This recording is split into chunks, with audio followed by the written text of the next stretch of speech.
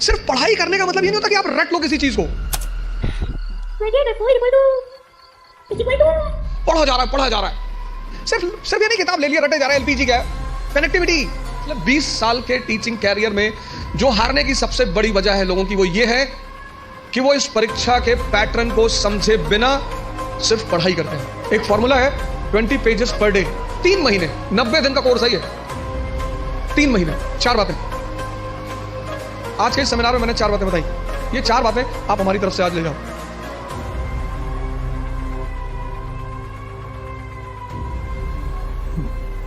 जय Hind friends.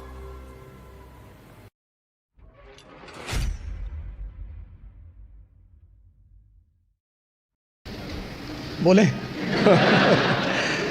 Good afternoon and जय हिंद। तैयारी में क्या करना है, प्रीलिम्स में क्या करना है, मेंस में क्या करना है, वो रामेश्वर बहुत अच्छे से बताएंगे। उस तरफ से गुजरे हैं तो ये उस पर बात करें। हम जिन मुद्दों पे आज बात करेंगे उसमें यह है कि जब आप कोई काम शुरू करते हैं तो पहले दौर में वो असंभव सा लगता है, इम्पॉसिबल। कोई भी काम, यहां पे जितने लोग बैठे हैं सब साइकिल चलाना जानते होंगे। अब तो सब जानते होंगे। अब क्या लगता है कि साइकिल चलाना कितना आसान है, लेकिन जब सीखना शुरू किया होगा तब कितने दिन लगे होंगे साइकिल लेके सिर्फ दौड़ने में। अब तो जो साइकिल सीखते हैं वो तो बड़ा बेहुदा तरीका साइकिल सीखने का। अब तो 2 पहिए बैलेंस करने के लिए लगा देते, वो बहुत गंदा तरीका है। उस तरीके से लोग मार नहीं खाते। वो गंदा इसीलिए है, उस तरीके से कोई मार ही नहीं खाता। हम तो मार गए हैं। साइकिल लेके गए, गिर गए, हैंडल टेढ़ी हो गई, चैन टूट गई, उसके बाद घर पे कायदे की धुलाई भी हुई, तो दोनों पैरेलली चलता था। और 1980s में साइकिल होना ही बड़ी बात थी। आज तो बड़ी हिकारत भरी नजर से साइकिल को देखा जाता है, लेकिन 1980 में साइकिल होना बहुत बड़ी बात। और साइकिल कोई देना नहीं चाहता था। उसका एक ही तरीका होता था कि आप लेकर भागो, बस आप वेट करो।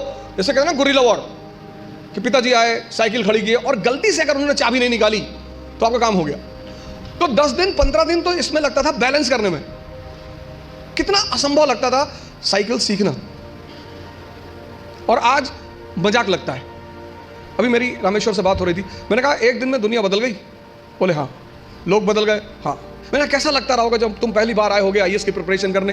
बोले असंभव सा लगता था। अब बोले अब मजाक सा लगता है। आज ये जहां बैठे वहां आईएएस मजाक है, और आप जहां बैठे हो वहां आईएएस असंभव है। तो ये असंभव मजाक में कन्वर्ट कैसे होता है?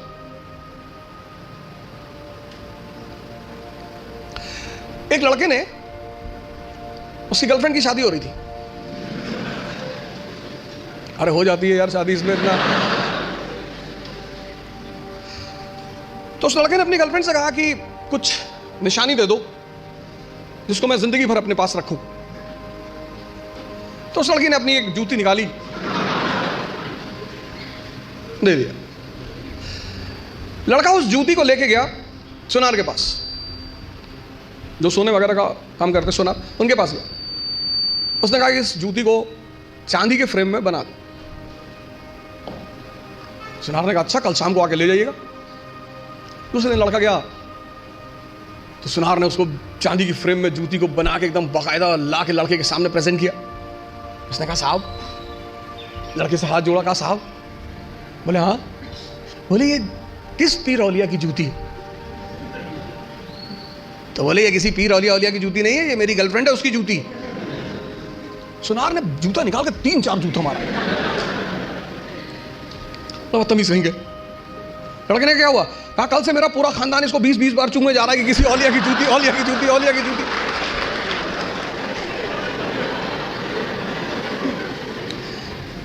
सर ये हंसने की बात नहीं है, ये समझने की बात है। बिना समझे किसी फील्ड में नहीं कूदना है। यहीं से तो शुरुआत है सेमिनार की, कि तुम जहां बैठे हो वहां आईएएस असंभव है, और रामेश्वर जहां बैठा है वहां आईएएस मजाक है। तो ये असंभव मजाक में कैसे बदले, कैसे तुम यहां आकर बैठो? उसका पहला सूत्र यही है कि जिस फील्ड में भी कूदना चाहते हो पहले उसको समझो। वो क्या है, उसमें क्या करना पड़ता है, उसके स्टेजेस क्या क्या हैं, कितना समय लगता है। दुनिया में असंभव ही मजाक बनते हैं।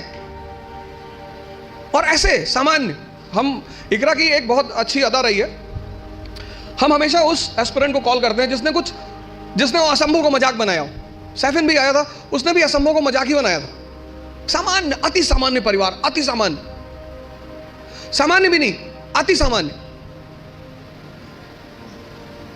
सामान्य में तो कम से कम आपको खाना मिल जाता है, माँ बाप कुछ पैसे भेज देते हैं। अति सामान्य, खाने का पता नहीं मिलेगा कि नहीं, पिताजी महीने में कितना पैसा भेजेंगे। अति सामान्य, अति सामान्य व्यक्ति के लिए लड़ना बहुत बड़ी बात होती है। लड़ना तो सबको है, लेकिन जो अति सामान्य है, पहला सूत्र यह है कि जिस भी फील्ड में कूदना है, बात समझ में आ रही ना, जिस भी फील्ड में कूदना है, जहां भी जाना है, जिसकी भी प्रिपरेशन करनी, साइकिल है प्रिपरेशन। आज तुम्हें साइकिल चलाना मजाक लगता है। आज जब तुमसे कोई कहता है कि भैया साइकिल चलाना सीखना है, तुम कहते अरे यार साइकिल में क्या है। अब तुम्हारे लिए क्या है ना, लेकिन वो जो पहले दिन लेकर चलेगा। तो पहला सूत्र जो मैं देखता हूं, मैंने बहुत सारे लड़कों को देखा पिछले 20 साल के टीचिंग कैरियर में, जो हारने की सबसे बड़ी वजह है लोगों की, वो ये है कि वो इस परीक्षा के पैटर्न को समझे बिना सिर्फ पढ़ाई करते हैं।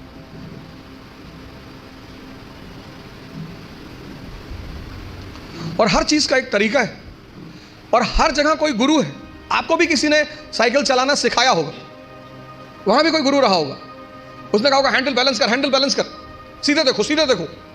कहां किसको सीधे दिखाई पड़ता है। पैंडल पे पैर रखो तो हैंडल घूम रही है, हैंडल संभालो तो पैंडल इधर जा रहा है, और सब संभाले तो खुद नीचे आ गए। पहला फॉर्मूला असंभव को मजाक बनाने का है कि जिस फील्ड में जाना है उसके पूरे पैटर्न का पहले अध्ययन करना है। तो पहला काम आप यही करो, समझो कि इस पर्टिकुलर एग्जामिनेशन की क्या आवश्यकता है। दूसरा, सेल्फ इंट्रोस्पेक्शन। आपकी क्षमता कितनी, आपकी ताकत कितनी, कम है बढ़ा लो। भाई पहले दिन जॉगिंग करने जाओगे तो 20 किलोमीटर करोगे, और 20 किलोमीटर कर लिए तो शाम को आईसीयू में मिलोगे। जब भी हम कोई काम शुरू करते हैं तो हमारा मन बड़ा एक्साइटमेंट में रहता है। जैसे बड़ी छोटा सा एग्जांपल है, जब हम स्कूल में थे और क्लास चेंज होती थी, ये 3rd से 4th में गए, तो जब 4th क्लास की किताबें आती थी नई नई, उस दिन पढ़ने का बड़ा मन करता था। फिर 10 दिन बाद जब वो किताबें पुरानी हो जाती थी तो वही किताबें देखने का मन नहीं करता था। ये मन का नेचर है, एक्साइटमेंट। नहीं बाइक घर में आई, खूब चलाए 3-4 दिन, बाद में देखने का मन ही नहीं किया। अपनी ताकत, क्षमता सबकी बराबर है, कोई कम यूज करता है, कोई ज्यादा यूज करता है। मेहनत करने से, सिर्फ पढ़ने से कुछ नहीं होता। अगर मेहनत करने से सब कुछ होता तो सबसे ज्यादा फायदा होता मजदूरों का।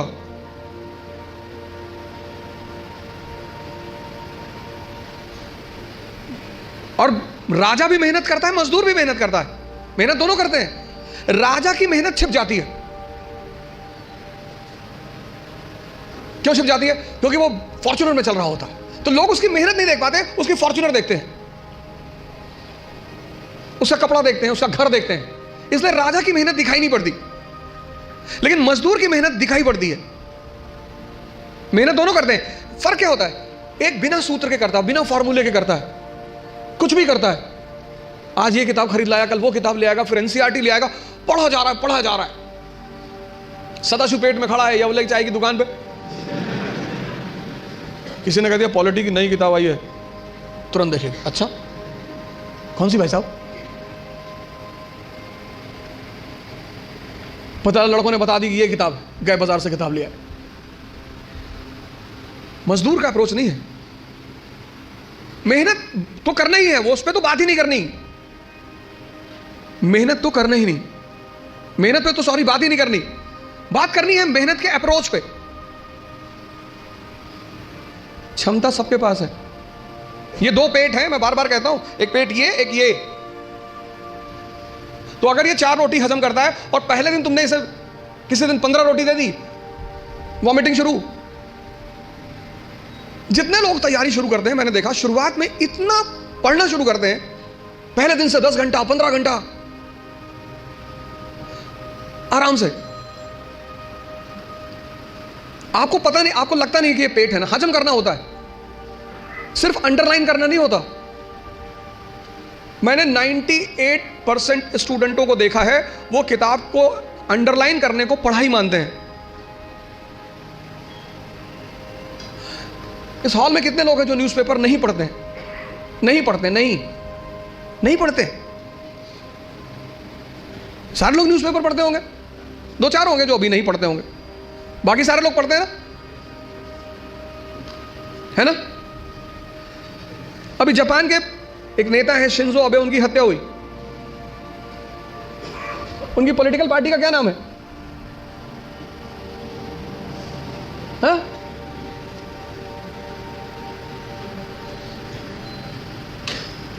किसी को नहीं पता?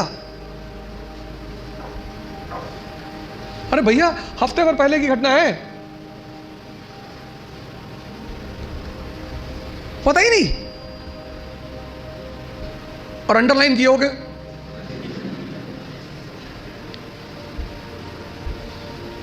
कितनी बड़ी, कितनी एक लाइव एग्जांपल देखो।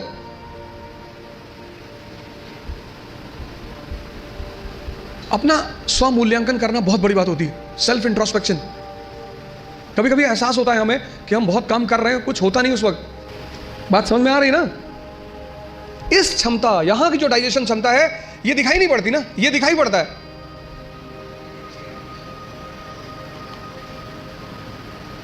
ये पेट दिखाई पड़ता है, ये पेट दिखाई नहीं पड़ता। अब ये क्षमता विकसित, स्ट्रॉन्ग कैसे होगी? बड़ा प्यारा फॉर्मूला, सेकंड फॉर्मूला। क्षमता बढ़ानी है मन की, हजम करने की, बहुत प्यारा, जो कि फिर 98% लोग नहीं करते। तुम बिना सोचे पढ़ सकते हो, तुम बिना सोचे पढ़ सकते हो, बिना सोचे लिख नहीं सकते। एक फॉर्मूला है 20 पेजेस पर डे। आप लिखिए। आप किसी भी कोचिंग जाते हैं, कहीं भी जाते हैं, कोई टॉपिक खत्म होता है, उस टॉपिक को आप कम से कम 5 बार लिखिए। आप पढ़ने की आदत छोड़िए, लिखना शुरू करिए। जितना आप लिखेंगे उतना सोचने की क्षमता या हजम करने की क्षमता डेवलप होगी। भाई पहले दिन जॉगिंग करने गए, 2 किलोमीटर गए, 5 दिन 6 दिन 2 किलोमीटर जाते रहे, फिर 10वें दिन 5 किलोमीटर, क्षमता बढ़ी ना? एक दिन में नहीं बढ़ेगी। यह दूसरा फॉर्मूला है। अपनी इंटरनल क्षमता को बढ़ाओ।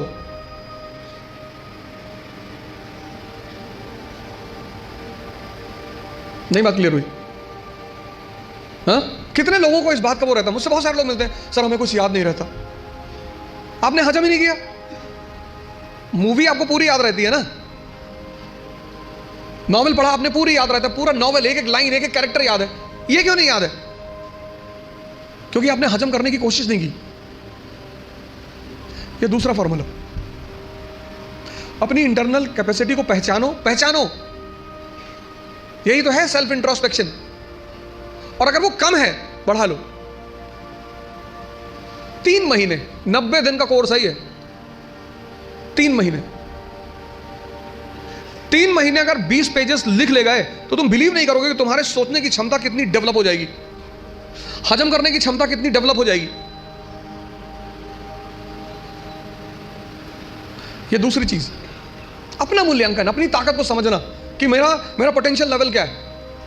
क्लास खत्म हुई, आप घर गए, आप जो 2.5 घंटा पढ़ा है उसको रीराइट करने की कोशिश करो। संभावना है कि आप सिर्फ 30% लिख पाएंगे, शायद। कुछ लोग तो 10% भी नहीं रिकॉल कर पाते। तो पहला काम क्या करना है? एग्जामिनेशन पैटर्न को समझना है। ये क्या है, कैसे है, पहला चरण क्या है, सेकंड, दूसरा चरण क्या है, तीसरा चरण क्या है। दूसरा क्या करना है? सेल्फ इंट्रोस्पेक्शन करना है। सेल्फ इंट्रोस्पेक्शन करो। दूसरा काम, अपनी क्षमता को पहचानो। अगर कम है, अगर तुम 2 किलोमीटर सिर्फ वॉक कर सकते हो एक दिन में, कोई बात नहीं, उसको 25-30 किलोमीटर तक पहुंचाओ। इन सब लोगों ने यही किया, अपनी क्षमता को पहचाना, सेल्फ इंट्रोस्पेक्ट किया, उसमें को बढ़ाया। हम जब तैयारी करने आए थे हमको कुछ नहीं आता था,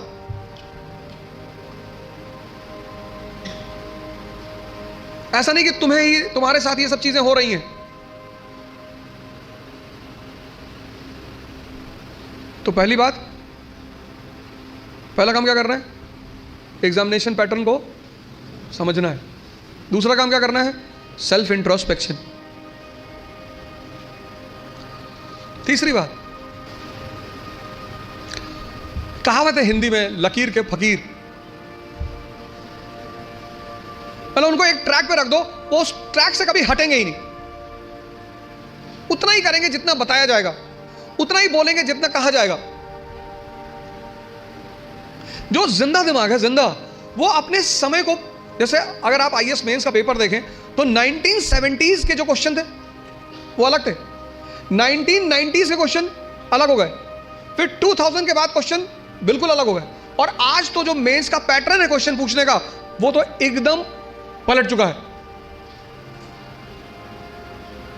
अमेरिका का एक विद्वान था थॉमस जेफरसन, उसने कहा किसी भी संविधान को सिर्फ 19 साल चलना चाहिए। थॉमस जेफरसन, जब अमेरिका में संविधान लिखा जाने लगा तो उसने कहा किसी भी संविधान को सिर्फ 19 साल बस, क्योंकि 19 साल बाद बहुत सी चीजें बदल चुकी होंगी। तो जब चीजें बदल जाएंगी तो फिर संविधान लिखा जाएगा बदली हुई परिस्थिति के हिसाब से।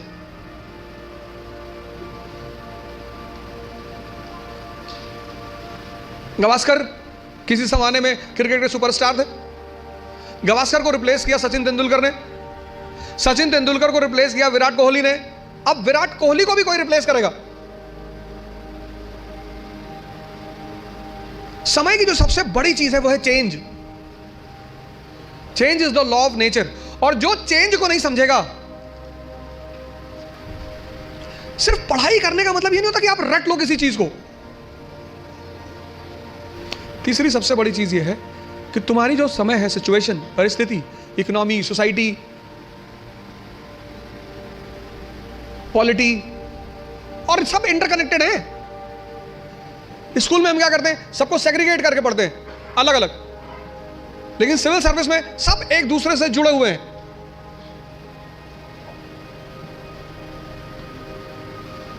तुम्हारी जो परिस्थिति है, तुम्हारा जो समय है, उसको देखना, उस पर गौर करना बहुत जरूरी है। अगर तुम अपने समय को नहीं, उस परिस्थिति को नहीं पहचानते। 17s का क्वेश्चन पेपर अलग था क्योंकि तब इकोनॉमी और सोसाइटी अलग थी, 80s का क्वेश्चन पेपर अलग था क्योंकि तब इकोनॉमी और सोसाइटी अलग थी, 91 के बाद तो ड्रास्टिक चेंज आया, एलपीजी, तुरंत यू टर्न मारा एग्जामिनेशन पेपर ने, और अब एकदम अलग परिस्थिति दुनिया में चल रही, पूरी दुनिया में, कहीं एक जगह नहीं चल रही है, पूरी दुनिया में।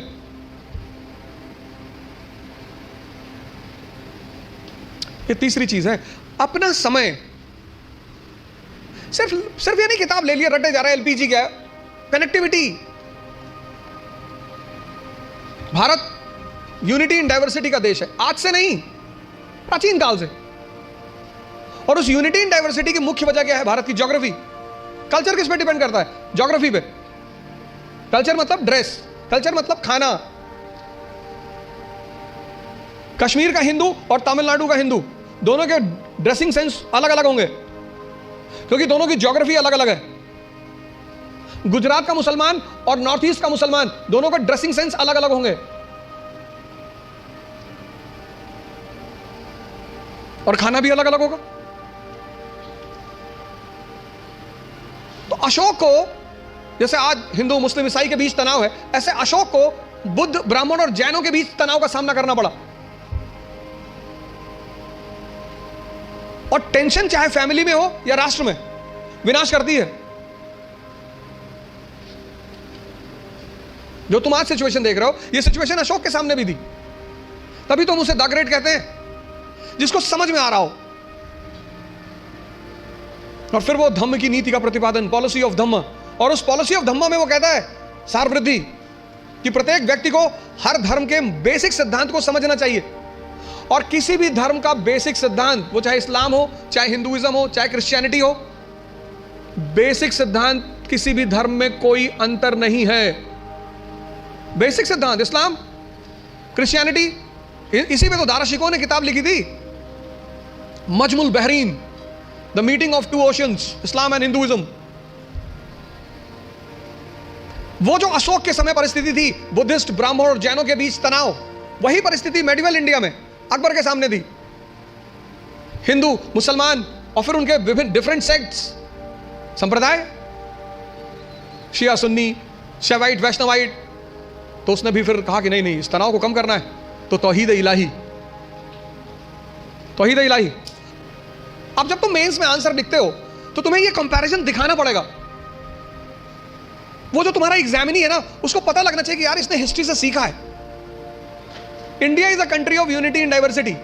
आज कोई हम इस समस्या से परेशान नहीं है, पहले से। और जब जब हम इस समस्या से परेशान हुए, हमारे पास सॉल्यूशन था। परिस्थिति, अपनी प्रेजेंट परिस्थिति को समझना, राष्ट्र की आर्थिक स्थिति, economic condition, social condition, political condition, cultural condition, ये 3 काम कर लो आप। और अगर ये 3 काम आपने कर लिया तो आप भी कल यहां बैठोगे और असंभव को मजाक बना दोगे। पहला काम, पूरा एग्जामिनेशन पैटर्न को समझो। घर जाकर नहीं समझते हो, जहां कोचिंग में पढ़ते हो उस टीचर से पूछो कि सर ये है भाई, क्या क्या क्या है सर, डिमांड इनकी क्या है सर, ये बेस में क्या चाहते हैं सर, ये प्रीलिम्स में क्या चाहते हैं। कितना पढ़ोगे यार? अगर तुम एक बार सिलेबस उठाकर देखो आईएएस का, तो सिर्फ सिलेबस देखकर ही तुम्हारी हालत खराब हो जाएगी। कोई तो फॉर्मूला होगा जो इन लोगों ने फॉलो किया होगा और प्रीलिम्स निकला। इस दुनिया में हर कोई भी आदमी ओमनीसिएंट नहीं है। अभी आप हमसे 4 क्वेश्चन पूछ लो, हो सकता है मैं ही जवाब ना दे पाऊं। दूसरा, सेल्फ इंट्रोस्पेक्शन करो,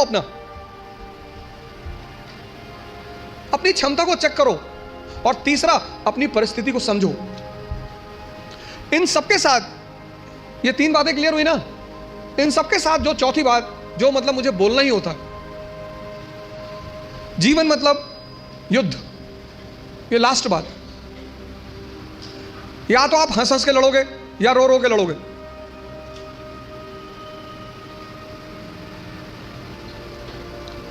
जीवन मतलब युद्ध।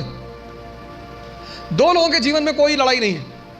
एक चपरासी के जीवन में, चपरासी, कुछ लोग मुझसे कहते हैं मुझे चैलेंजेस नहीं चाहिए लाइफ में। बहुत अच्छा, चपरासी बन जाओ। चपरासी का काम क्या है? साहब के ऑफिस के बाहर बैठा हुआ है, जो भी मिलने आया मीटिंग करा दी, वरना बैठे हुए, क्या फर्क पड़ता है। और वो भी चपरासी अगर ब्यूरोक्रेसी का है, जुडिशरी का है। भाई राजा से मिलने के लिए जो सबसे अहम आदमी होता है वो यही लोग होते हैं। यही इंफॉर्मेशन देते हैं, साहब कितने बजे आते हैं, साहब कितने बजे आते हैं, कहां जाते हैं, गोल्फ खेलने कहां जाते हैं।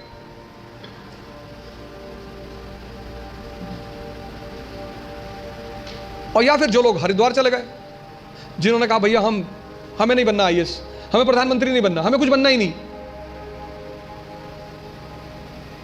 आज आप गेरुआ पहन लो, आज आपके जीवन की सारी चुनौती खत्म, क्योंकि आपने मान लिया कि आप इस जीवन की लड़ाई में शामिल नहीं हो। लेकिन जीवन का मजा भी तो यही है। और करना क्या है? तो जब लड़ना है, जब ये पता है कि लड़ना है, युवा मतलब शक्ति। भारत आज एक दुनिया का ऐसा देश है जिसके पास सबसे ज्यादा युवा हैं। और भारत आज दुनिया का एक ऐसा देश है जिसके युवा सबसे ज्यादा डिप्रेशन में हैं। और जीवन की लड़ाई में 2 ताकतें बहुत काम आएंगी, एक मन की और एक शरीर की। तुम जब भी ऊपर उठोगे तो ये ग्रेविटी तुम्हें नीचे खींचेगी ना। ऐसा समाज की ग्रेविटी है। हम जब आईएएस की तैयारी करने गए तो हमारे गांव में हर आदमी, मतलब एक साहब तो हंसना शुरू किया उन्होंने, और हंसते हंसते गिर गए वो। उन्होंने हमसे पूछा दिल्ली क्यों जा रहे हो? अब मेरा दिमाग खराब था, मैंने कह दिया मैं आईएएस की तैयारी। बोले आईएएस? फिर वो हंसने लगे और हंसते हंसते वो गिर गए। और उस हंसी का इतना रोल रहा मेरे जीवन में, मतलब उस हंसी ने मुझे एकदम मजबूत कर दिया था कि अब आईएएस ही बनना है। उस दिन मुझे एहसास हुआ कि महाभारत क्यों हुई। आपको कोई डांट दे उतना बुरा नहीं लगता, आपको कोई भगा दे बुरा नहीं लगता। जब लोग हंसते हैं ना तब बहुत दर्द होता है। लेकिन मेरे पिताजी ने मुझसे कहा कि आईएएस प्रधानमंत्री बनने वाले आदमी। अरे मैंने कहा यार क्यों चढ़ा रहे हो फालतू में। भगवान का आशीर्वाद से आज भी हमारे साथ हैं, और मैं अगर उनसे कोई भी बात कहता हूँ तो तुम्हारे लिए तो कल ही कर लोगे। मैंने कहा सोच रहा है हवाई जहाज खरीद लो। अरे ने कहा भैया जी लेने दो। लेकिन उन्हीं की वजह से मतलब आज जहां भी मैं हूं उसमें सबसे ज्यादा योगदान मेरे पिताजी का है।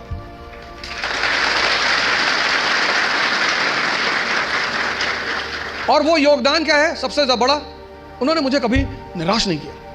हमेशा हर चीज में, अरे तुमसे क्यों नहीं होगा, तुम ही करोगे। तो मैं सब लोगों से यहां रिक्वेस्ट करूंगा कि आप योग और ध्यान से जरूर जुड़ें। ध्यान किसी धर्म का नहीं है, उस ध्यान पर किसी धर्म विशेष की मोनोपोली नहीं है।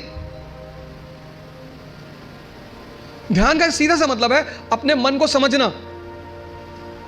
आप में से बहुत सारे लोग हैं जो 10 घंटा पढ़ना चाहते हैं लेकिन ये पढ़ने ही नहीं देता होगा। तुम्हारी जीत किस पर निर्भर करती है? अगर इससे तुम्हारी दोस्ती हो गई और तुम जो करना चाहते हो उसमें ये तुम्हें सपोर्ट करने लगा, या तुम उठे सुबह, तुमने डिसाइड किया कि आज मैं 4 घंटे पढ़ूंगा और तुम्हारा मन तुम्हारे साथ बैठ गया और 8 घंटे बीत गए तुम्हें पता ही नहीं चला, वही तो ब्लेसिंग है। और तुमने टारगेट बनाया कि 6 घंटे पढ़ूंगा और 60 मिनट बाद तुम चाय पी रहे हो, बाहर खड़े हो गए। और चाय पी रहे हो तो बुरा नहीं कर रहे हो, चलो अच्छा कर रहे हो। तुम्हारा जो डिस्कशन है, तुम जब भी लोगों से बात करो तुम ये गौर करो कि किस मुद्दे पे कर रहे हो। सुष्मिता सेन शादी कर रही है,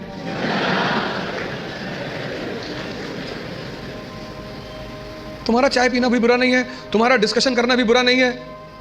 बुरा है तुम्हारा मुद्दा।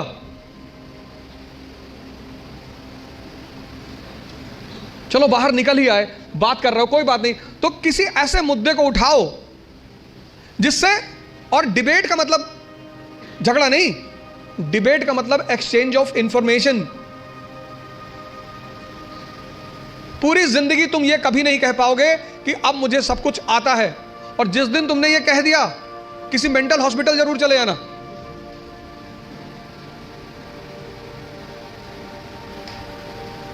अपने आप को ताकतवर बनाओ, फिजिकली और मेंटली,